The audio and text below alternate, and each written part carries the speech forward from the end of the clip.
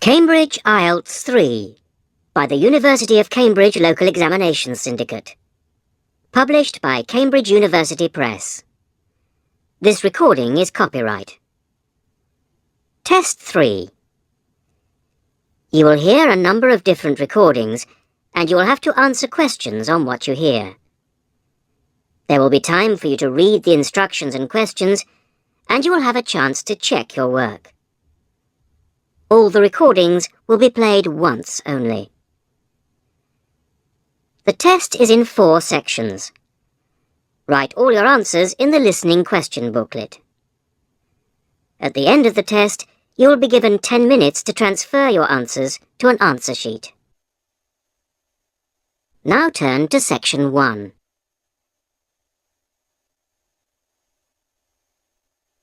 Section 1. You will hear 2 colleagues, Joan and Peter, organising a Christmas dinner for their office staff. First, you have some time to look at questions 1 to 5.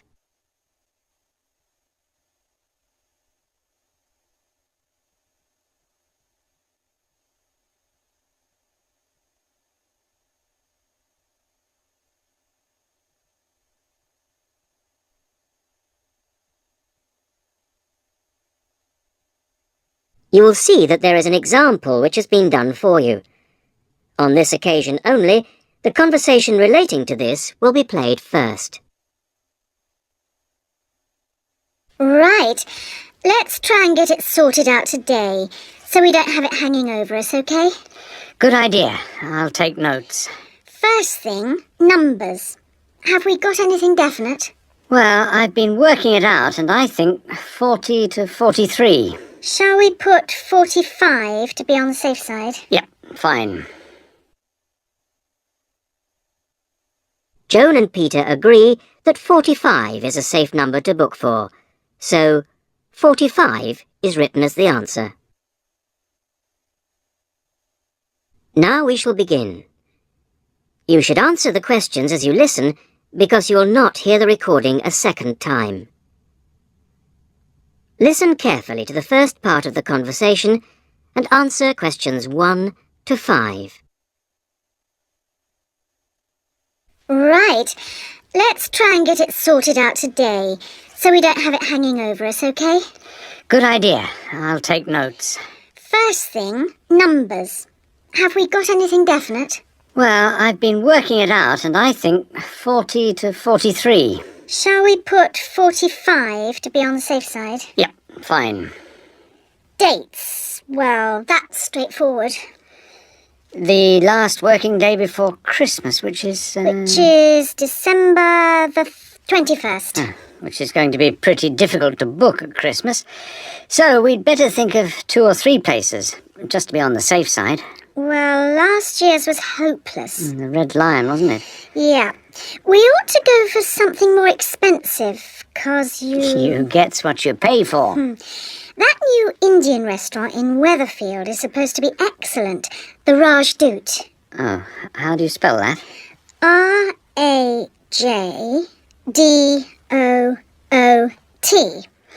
It's bound to be packed. Well, let's put that down as the first choice and have some backups. What about the Parkview Hotel as a second choice? Yes, that's always reliable. Parkview Hotel. And the London Arms, in case. London Arms? I'll call them now if you want. No, I'll do it, Joan. You're really busy. Oh, have you got the numbers? Not for the Rajdoot, but, right, Parkview Hotel. 777192 and London Arms 208657. Great. Before I ring, we'd better just make sure they're within the price range. Up to £15 a head? I think you'll find some people won't be able to go that high. Well, you can't get anything decent under £10. OK. We'll say 12. OK. And we'd better make sure there's good vegetarian food. And a non-smoking section. You know what the boss is like. Don't remind me. I'll let you know as soon as I get anything. Before you hear the rest of the conversation, you have some time to look at questions 6 to 10.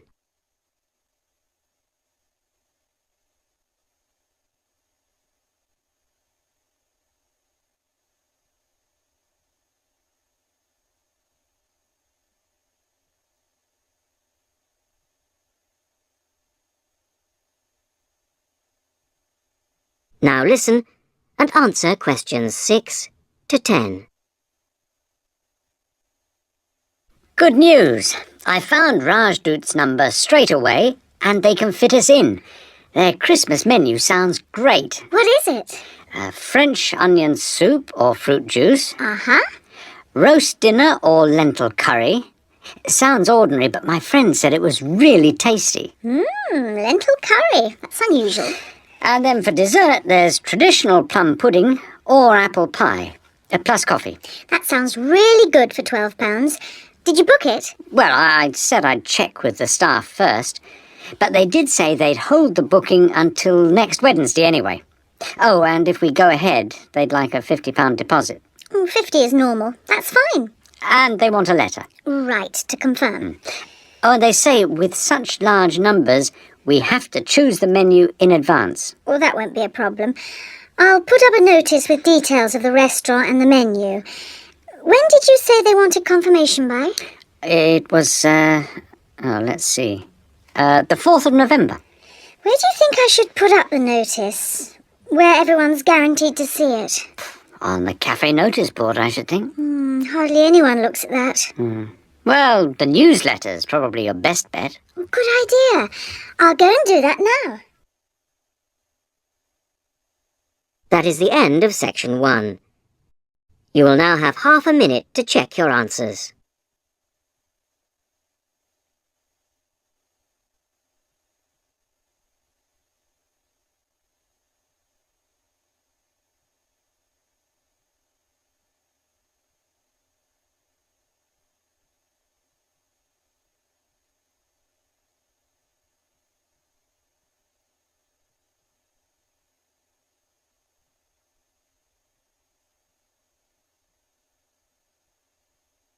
Now turn to section 2.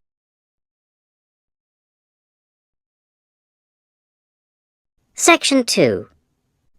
You will hear a college tutor asking Julie Brooks, director of a college sports centre, to talk to a group of students about the centre.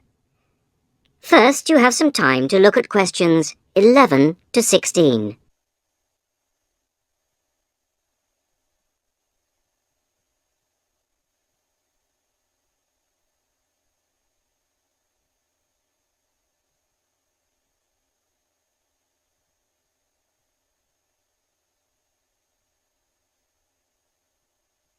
Listen carefully to the first part of the talk and answer questions 11 to 16. So, I'll hand over now to Julie Brooks. Thank you. Welcome to the Sports Centre. It's good to see that there are so many people wanting to find out about our sports facilities. First of all, membership. All students at the college are entitled to become members of the Sports Centre for an annual fee of £9.50. To register with us and get your membership card, you need to come to reception between 2 and 6 p.m, Monday to Thursday. I'm afraid we can't register new members on Friday, so it's Monday to Thursday, 2 to 6 at reception. Now, there are 3 things that you must remember to bring with you when you come to register. They are your union card, a recent passport-size photograph of yourself, and the fee. It doesn't matter whether you bring cash or cheque. We can't issue your card unless you bring all 3, so don't forget. Your union card, passport photo, and fee. Then once you've got your sports card, you will need to bring it with you whenever you come to book or use any sports centre facilities. Booking over the phone is not allowed, so you have to come here in person with your card when you want to book. Our opening hours seem to get longer every year. We are now open from 9 a.m. to 10 p.m. on weekdays and from 10 a.m. to 6 p.m. on Saturdays. For those of you who are up and about early in the morning, we're introducing a 50% morning discount this year. This is because the facilities tended to be underused in the mornings last year. It means that all the sessions will be half price between 9 a.m. and 12 noon on weekdays. Before you hear the rest of the talk, you have some time to look at questions 17 to 20.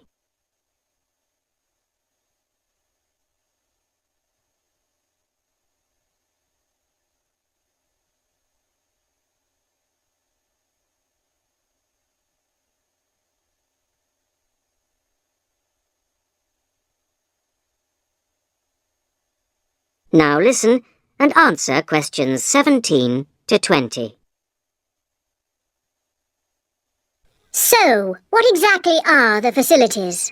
What sports can you play here? Well, this room we're in at the moment is called the main hall, and it's used mainly for team sports such as football, volleyball and basketball, but also for badminton and aerobics. On the other side of the reception area, there's the dance studio. This provides a smaller, more intimate space, which we use for ballet, modern dance and martial arts. Not at the same time, of course. Then, in a separate building, which you may have noticed on your way here, it's on the other side of the car park, there are the squash courts, 6 of them. And at the far end of the building, a fitness room. This is our newest facility, only completed in the spring, but it's already proving to be one of the most popular. As well as all these facilities available here on the campus, we also have an arrangement with the local tennis club, which is only 2 miles away, entitling our students to use their courts on weekday mornings in the summer. So, I think that there should be something here for everybody, and I hope to see all of you at the centre, making use of the facilities. If, in the course of the year, you have any suggestions as to how the service we provide might be improved, or its appeal widened, I'll be interested to hear from you. That is the end of section 2. You will now have half a minute to check your answers.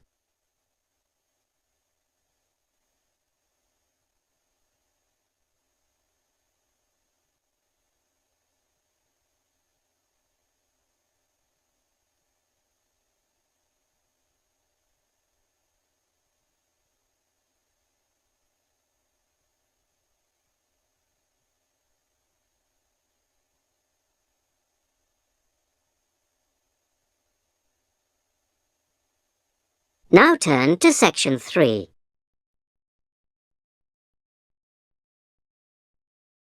Section 3.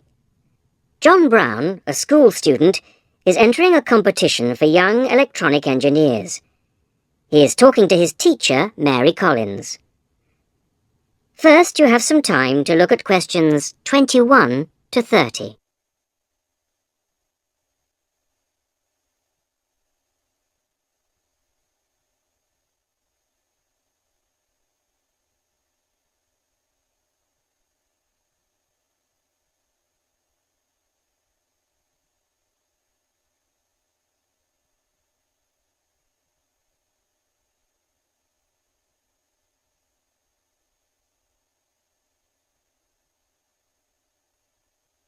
Now listen and answer questions 21 to 30.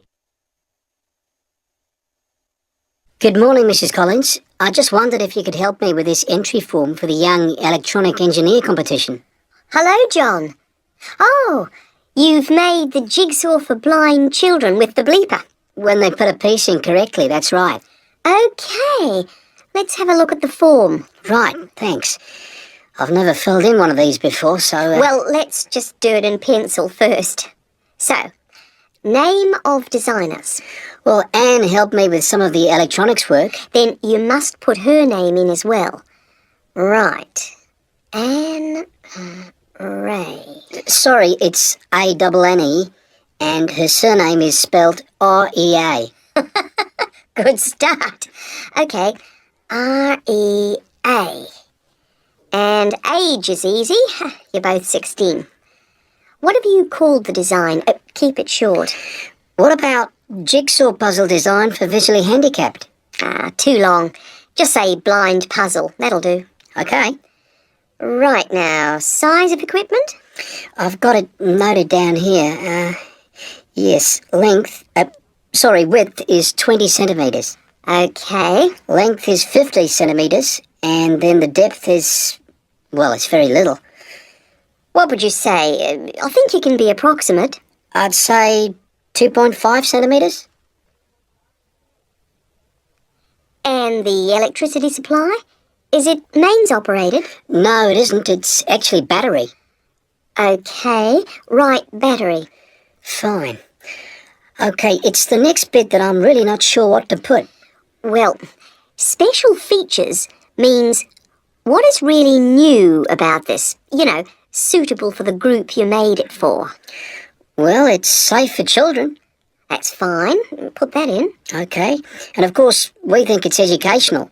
Yep, there you are. You've done it. Anything else? Well, I think the price is good. That's probably the most important factor. Okay, cheap price. Which brings us on to the next bit. What's the cost? Well, the pieces we made out of old wood, they cost, $5. And the electrics? They were more expensive, say $9.50.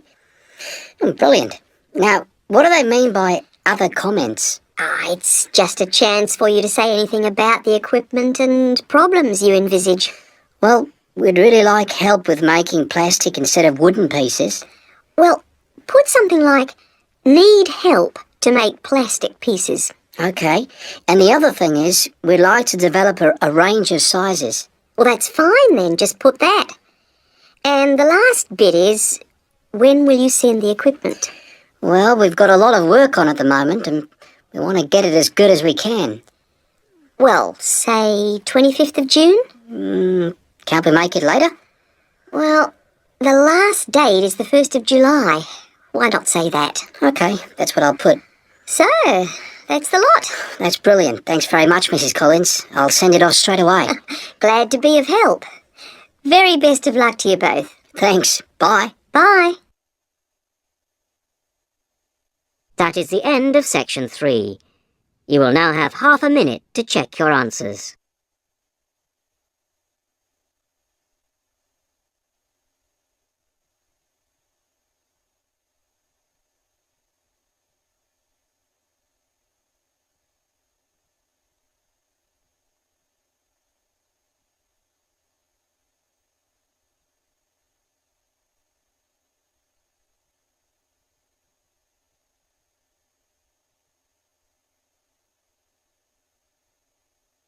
Now turn to section 4.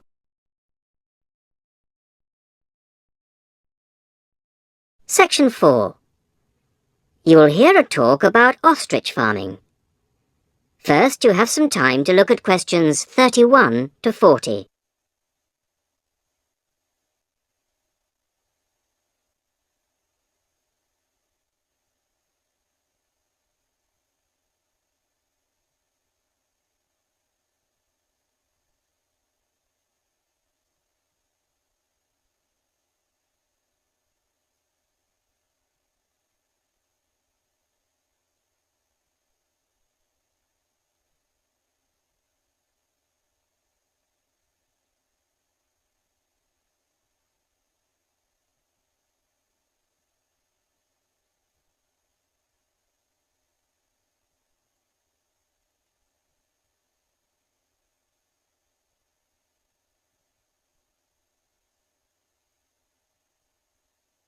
Listen carefully to the talk and answer questions 31 to 40. Today, I'd like to introduce Ted Hunter, who used to rear sheep and poultry, but who is here to tell us about a rather unusual type of livestock that he's been concentrating on in the last few years. Ted Hunter is a member of the Domesticated Ostrich Farming Association, and is here to tell us about the possibilities of breeding and rearing these birds in this country. Thank you, Paula. When you look at international restaurant menus in supermarkets, they all tend to feature the same range of meats: beef, lamb, chicken, pork, that sort of thing. But people are always interested in something different.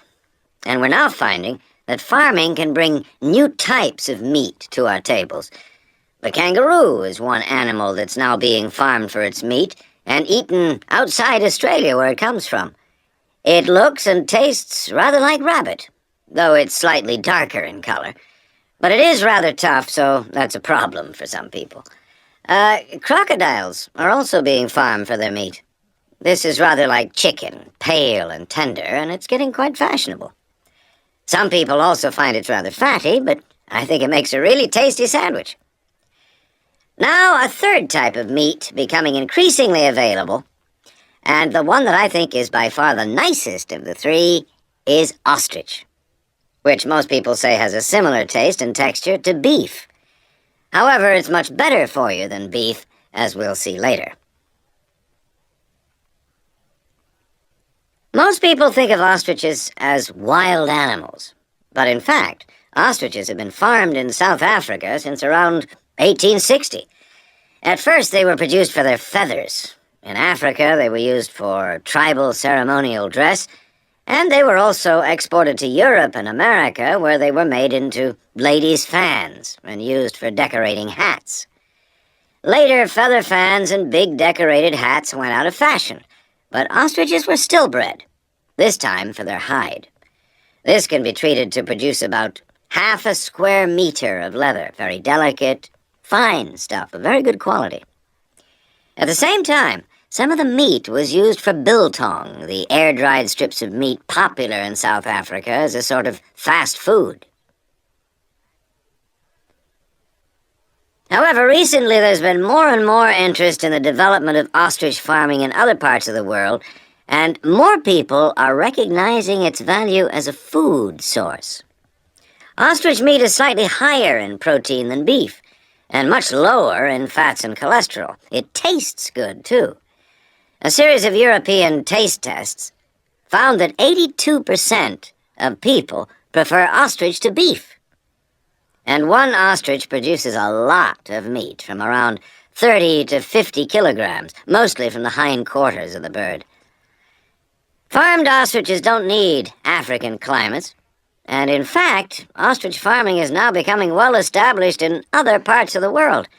However, setting up an ostrich farm isn't something to embark on lightly. Mature breeding birds are very expensive. Even a fertilized ostrich egg isn't cheap, so you need quite a bit of capital to begin with. Then the farmer needs special equipment, such as incubators for the eggs. The young chicks are very dependent on human minders and need a lot of attention from the people looking after them.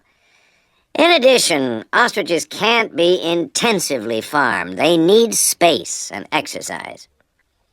But in spite of this, they make good farming sense. A cow produces only one calf a year, whereas a female ostrich can lay an egg every other day.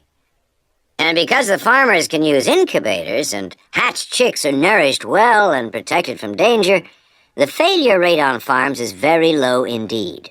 And almost all the fertilized eggs will hatch out into chicks, which will in turn reach maturity. This is very different from the situation in the wild, where the vast majority of chicks will die or be killed before they grow up into mature ostriches. So it's possible, once the initial outlay has been made, for the farmer to be looking at very good profit margins indeed. Ostrich farming is still in its early days outside Africa, but we hope that ostrich meat will be freely available soon, and before long will be as cheap as beef. That is the end of section 4. You will now have half a minute to check your answers.